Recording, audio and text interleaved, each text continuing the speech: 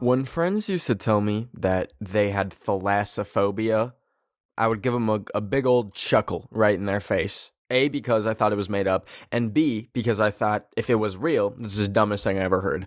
Thalassophobia is like the fear of the ocean, fear of like open water, and all the little beings and all the little things that are inside it, inside the vast ocean. I always thought this was the dumbest thing ever. Kind of similar to how I think it's dumb that people just drown because they don't know how to swim. And I realize, like, now that that's a very stupid position to have because, just because I can swim, just because I can paddle my little toes and stay above water doesn't mean everyone else can. So, likewise with the thalassophobia silliness, I've come around and started to understand it more recently because of some events that have been happening in the ocean, in the open waters. You might have seen like TikToks and about the two things I'm going to talk about today because they're actually insane, and it's fully shifting like the chemicals in my brain to like make me scared of the ocean too. It is giving me thalassophobia. What is going on in the ocean? Okay, let's get into it. First, I want to talk about the Titanic and how somehow the Titanic death toll is about to go up by literally 5. How is that, you might ask? Didn't that bitch sink like literally... Actually, I don't know when that sank.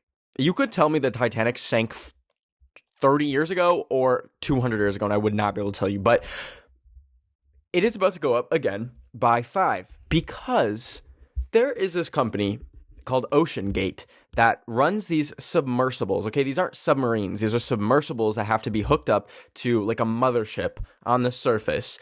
And they go down around the site of where the Titanic sank. And they just look at it.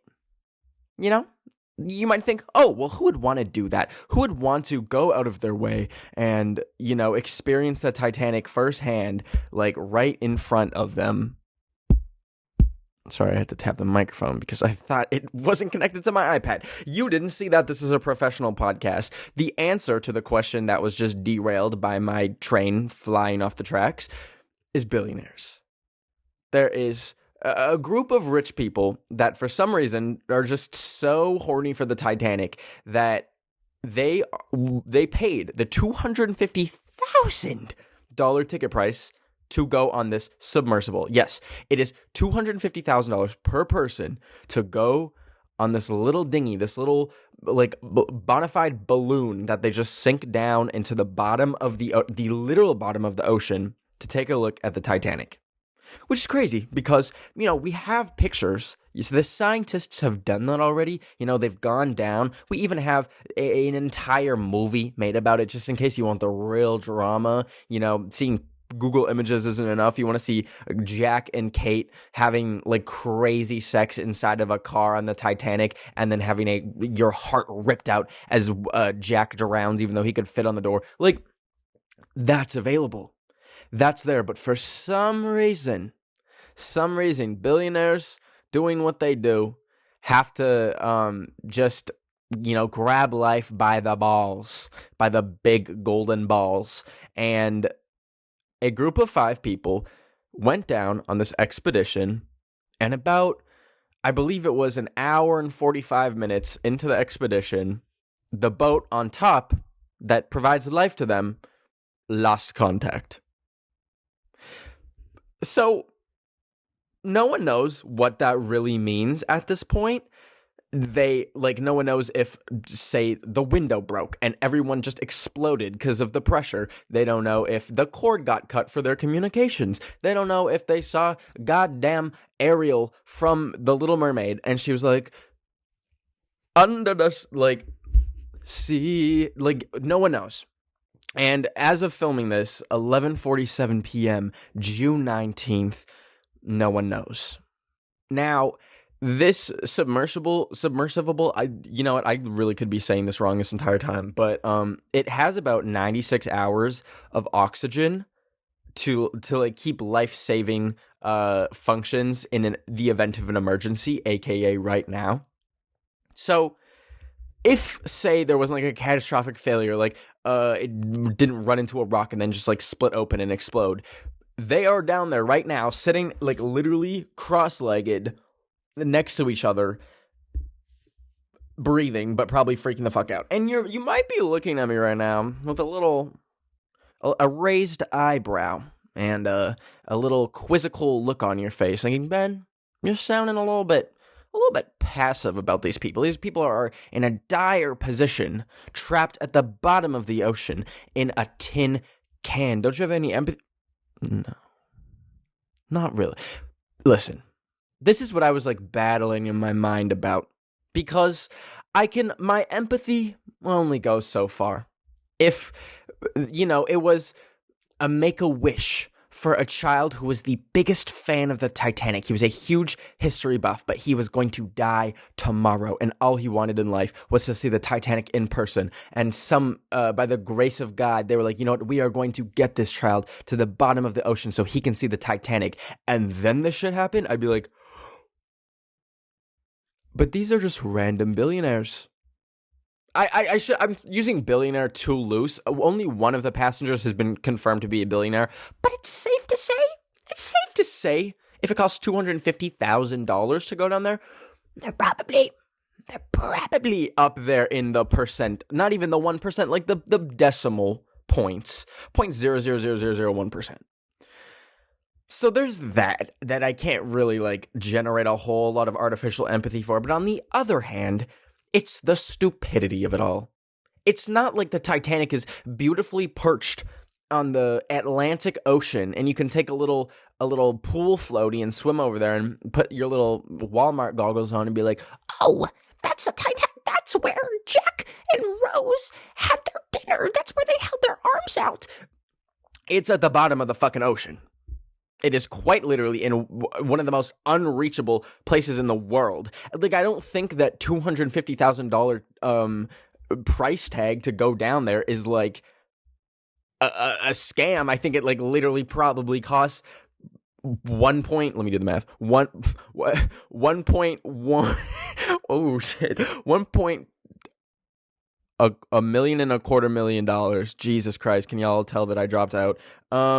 It probably costs a lot to go down there, but there's truly just no need. And another thing is, like, if you're going down here, it's not like they're just, like, selling these tickets on fucking Groupon. They're like, come on, bring your mom. Like, go on down to the bottom of the Titanic. Like, these people were very aware. I'm assuming. They were very aware. That's not the safest thing. It's like you're going down like a little scary loop-de-loop water slide at Six Flags, fucking Hurricane Harbor. No. You should probably know. So it gets crazier. I saw on Twitter today the Xbox controller was trending, and I was like, I wonder what that's about.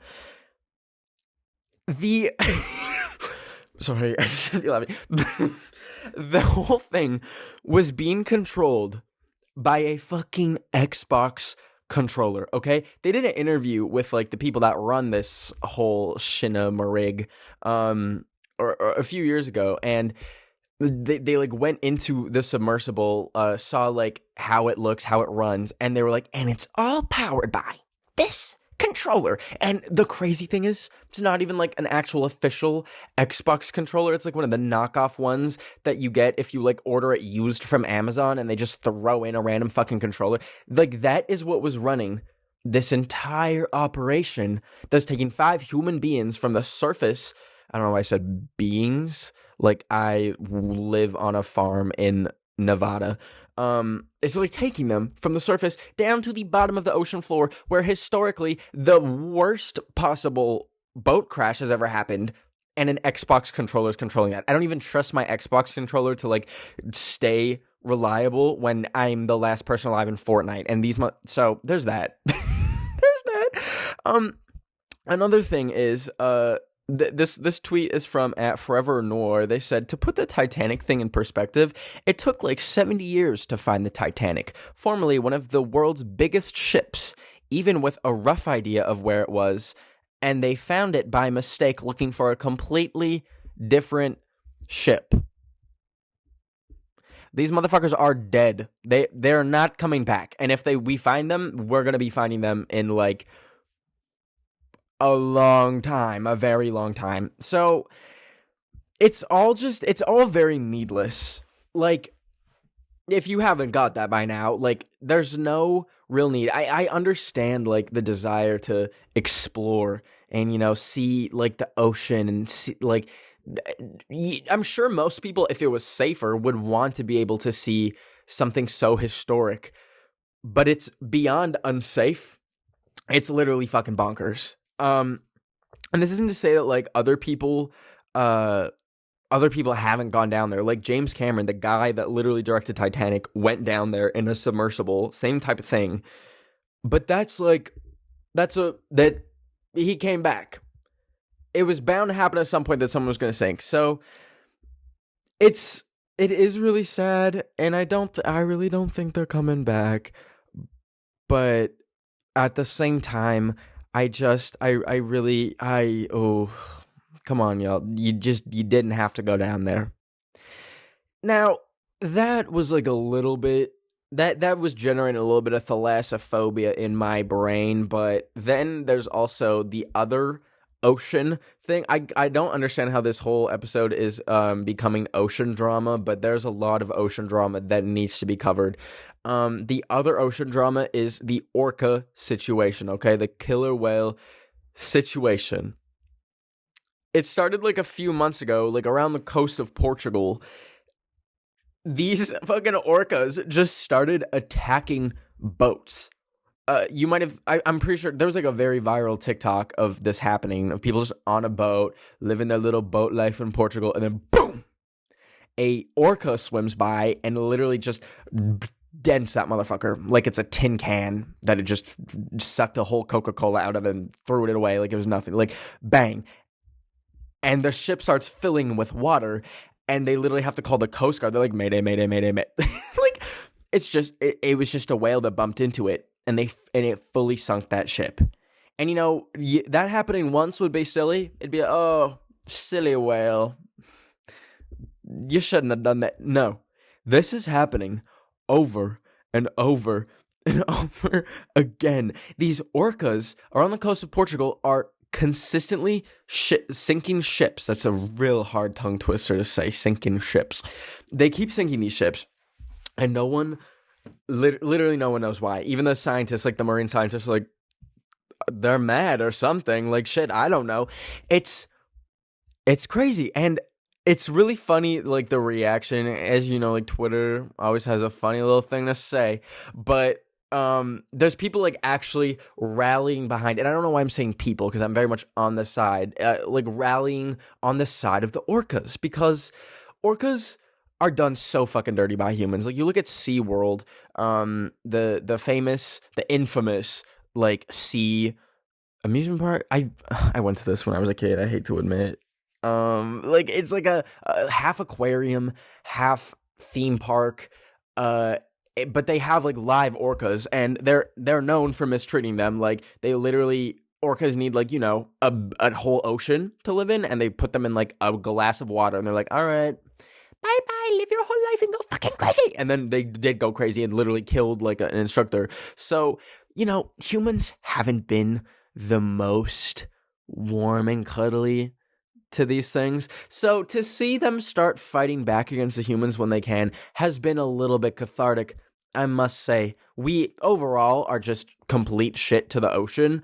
We're filling that bitch up with plastic like it's French onion soup, and we're putting in the onions, baby. Like, it's sad. So I was equally like, this is kind of lit. Orcas, take that shit back. Live your truth. But I was also like, wait, because this is a little scary as a human, as, you know, having to play that card. Why are they just sinking ships? And it was even more like scary to see that no one fucking knows why. That no one knows why the orcas are this mad. Some scientists have like come, not to the conclusion, but like have come up with hypotheses. That's the first time I've used that word since like a literally middle school science class. But anyways, they've come to the hypothesis, Jesus Christ, that they're literally just playing. Like, they're playing and having fun, and they're accidentally bumping into boats and capsizing them. And that is such a funny, like, a funny vision, because I just imagine these orcas being like just swimming around, having a good old time, like, oh, what's that fucking white little bobbing thing at the surface of the ocean? Let me bump into it. And then boom, you just sunk like Jeff Bezos's like $4 billion yacht, and he's like shooting his like Amazon brand like AK-47 to the water, being like, curse you, orcas, I'm going to build 14 more Sea Worlds. But it's been nice to see, but that doesn't take away from the fact that these two things together are starting to make me rethink how I feel about the ocean. Okay, before all this went down, before the ocean drama began, the Ocean War 3, I truly thought it was like bonkers to be scared of the ocean, because, you know, you look at the statistics of like shark attacks and stuff, which I think is like one of the main fears that people have about the ocean, and they're just not happening. You're more likely to win the fucking lottery than get eaten by a shark. And obviously, like, it's kind of like how you can rationalize a plane crash. Like, obviously that would be a horrific death and probably the scariest fucking way to go, but the chances of it happening are very slim. But it's still in the back of your head that if something goes wrong, you're gonna die the most painful and gruesome and terrifying death ever. So I feel like that's kind of how people are about sharks, and maybe how people are about the broader ocean in general. But I always got past that, because I looked at the facts, baby. I looked at the facts and the stats, and I was like, you're telling me that me dipping my fucking toes in to the ocean is going to summon a shark and it's going to drag me away? I don't think so. Especially when I be like at the beach or something and see like 40 other people in the water. Be like, there's no way I'm getting eaten by a shark. So like I never had that fear. Another part of thalassophobia, from what I understand, is like if you're in like a boat in the open water, like I'll see TikToks of like people that just live on the boat. Why did I say the boat? They live on the boat, the only boat in the entire ocean shared by all of humanity. They live on like a boat in the middle of the ocean. There's like no land to be seen around. It's like literally just them floating. And I think that's like another fear, is like there's no land. You don't know what's under you. Shit like that. That is also just so goofy to me, because motherfucker, you're in a boat like that. Like, obviously, unless an orca is coming to capsize you and it has a vengeance, like, you're gonna be fine. You can paddle that thing away. And for the majority of people, you're not ever gonna be in a situation where you're in a boat in the middle of the ocean. If you're on a cruise ship, that thing, they could call the Coast Guard like that, and y'all could be rescued. Like, you're never gonna be in a situation where you're like actually at peril in the ocean. So that was another thing that just really, like, I'm just not scared of. But I'm rethinking it now, because we're starting to see boats get sank. We're starting to see actual horrific disasters happen where people are just getting stuck at the bottom of the ocean. And I was like thinking to myself, like, oh my God, that would not be a fun way to go if you're literally cramped in like genuinely a tin can. Like, I looked at videos of this submersible. I swear to God, I've said it 14 different ways throughout this podcast, but like literally sitting in it, and you have to sit like cross-legged, like holding your legs. And these people are going to be down there, if they get rescued, for the next 4 days. It's been 2 days. 2 days. They've already been down there for 2 days, sitting cross-legged, no food, no water, no bitches, probably like, so it's a little scary. But I think that like the ocean in general, it has some natural scariness to it. Like, for example, oh my God, I watched this amazing video essay by Lemon, one of my favorite YouTubers, called Rogue Waves, and it's all about just like these rogue waves. Like, everyone knows about tsunamis, yada yada yada. That's another scary ocean thing, but that's like a different kind of ocean thing. That's like an earthquake thing. You can't really be like scared of just the tsunami. You got to be scared of the earthquake too. So I'm not looping that into the thalassophobia situation. But anyways, rogue waves are these random fucking waves that no one really knows how they're created, that are literally like Okay, I'll summarize rogue waves for you. Can you tell that I've like deleted my social media and have only been on Wikipedia for the past like 2 months? Because that's really coming through right now. Rogue waves were thought to be a thing of mystery and much skepticism surrounded them for the longest time. They are giant waves, like 2 times, 3 times larger than tsunami waves, like the biggest tsunami waves. And no one really knows what they're caused by, and they weren't proven to be in existence until like I want to say like 20 years ago, when one was recorded by this like offshore oil drilling thing that like had sensors on it and actually tracked a rogue wave. And these things, like, this is why this is like what's thought to be the reasoning behind like old sailors being like, we saw the Kraken and it devoured our ship and we swam back to shore and we are the only survivors and we tell this tale. It wasn't a fucking Kraken, it was these rogue waves. So that's like, that's like legitimately terrifying. But I don't have to worry about that because I'm never going to be in a fucking situation where I'm just in the middle of the ocean, probably. I might, who knows, maybe I'll have a midlife crisis and buy a fucking sailboat. I don't know. But, sorry, to take like a little thought train very far east, this whole, like people will take such a small, unlikely fear. I guess this goes for all phobias, but like say fear of sharks and apply that to everything about the ocean. I know bitches that literally won't eat seafood because they're like so scared of the ocean, which sometimes is understandable because some sea creatures actually look like they should have been left at the bottom of the ocean. They look like fucking aliens.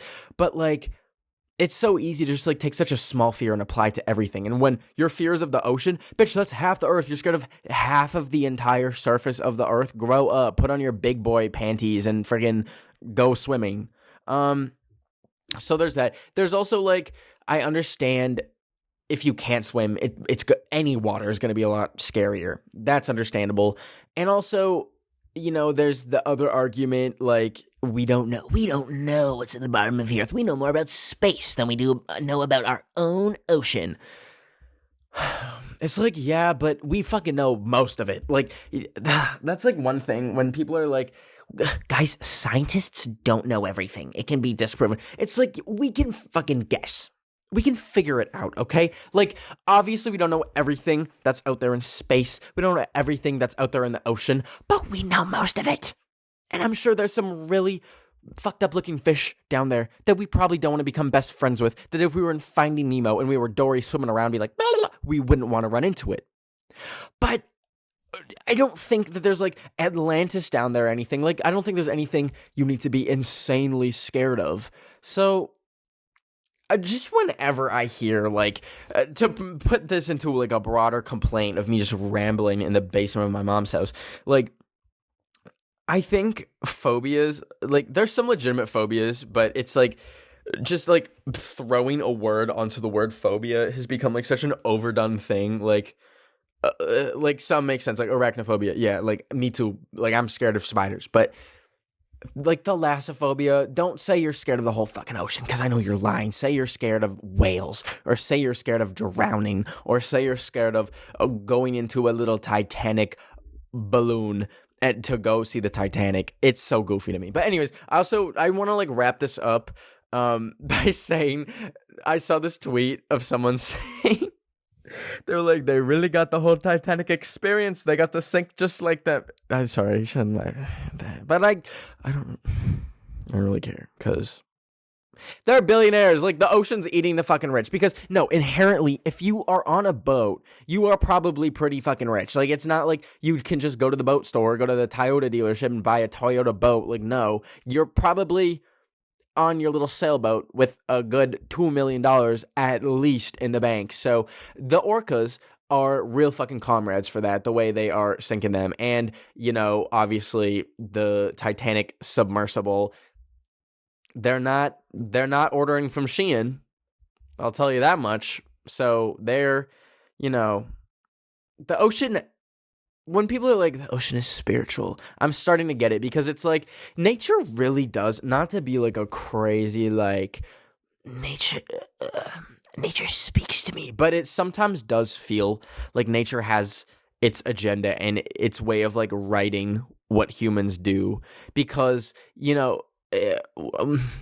know sorry, this is gonna sound so cringe, but we don't know the exact origins of COVID-19, but it's thought to be believed that it came from a human being in contact with a pangolin, which, if you don't know, a pangolin is like this weird little reptile creature that is almost hunted to extinction for its scales, and it's almost like nature's like, oh, you want to kill the whole pangolin population? We're going to get some of you to go down with us. So, at the end of the day, I think there's kind of what's the word? Like a poetic nature to the ocean is what I would say.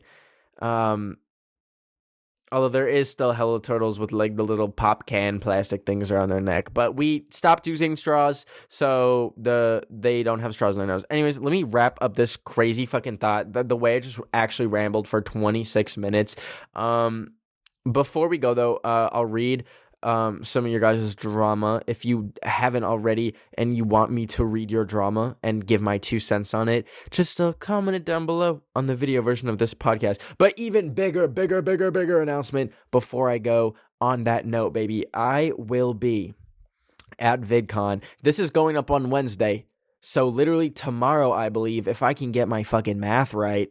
I can't, as has been proven by this podcast. But tomorrow at VidCon, I will be... Oh, I found the poster that I made on Photoshop in 2 minutes. Yeah, literally tomorrow at 2:30 p.m. Pacific time on the on-stage... I fucked that up. On-air stage at VidCon in Anaheim, California. I will be doing a live version of this podcast, a live episode of the Drama Mama podcast. I have some real tea, and we'll be getting questions from the audience. It'll be a good old time. So if you're at VidCon, come on down, 2:30 p.m. on air stage. I said it right. I don't know how I said on.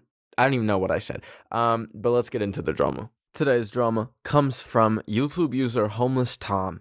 My friends keep ignoring me, especially on call or in our group chat. They always talk about stuff, but when I talk about mine, they respond with K or O, or ignore it most of the time. I just don't feel respected or included anymore. When people do this, I feel like they're trying to they're subconsciously sending a message. Not that the message is justified or good, but it's sending a very strong message that they don't care about you. And it's really shitty to just have someone kind of string you along and be very passive aggressive, saying K or O. I would say maybe reevaluate your friendship with them, have a conversation, and if they're not receptive to it, fucking leave the group chat and say, you all suck and you all stink and you're all smelly, and I'm going to tell everyone how smelly you are, that the smell is permeating the fucking walls, and they're not even going to be able to sell this school because your scent is in all the walls.